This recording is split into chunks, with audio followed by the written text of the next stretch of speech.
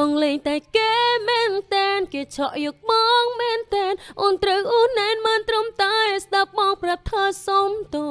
បើសិនអូនលើកលែងតែគេអាចឲ្យបងត្រឡប់មកគឺរួក្បែរអូនដូចមុនទេបងភ្លេចអូនមែនតែនបងត្រូវថៃគេមែនតែនជីវិតបត់បែនពីពេលនេះទៅបងត្រូវរួមរស់នឹងគេកាលឈឺចាប់អូនអ្នកណាទិញខ្លាពេលគ្មានបងនៅក្បែរឬមានតែអូនម្នាក់ទេដឹងឈឺចាំបងលេងតែគេមែនតែនគេឆក់យកបងមែនតែនអូនត្រូវអូនណែនមិនត្រឹមតែស្ដាប់បងប្រាប់ថាសុំទោបើសិនអូនលើកលែងតែគេ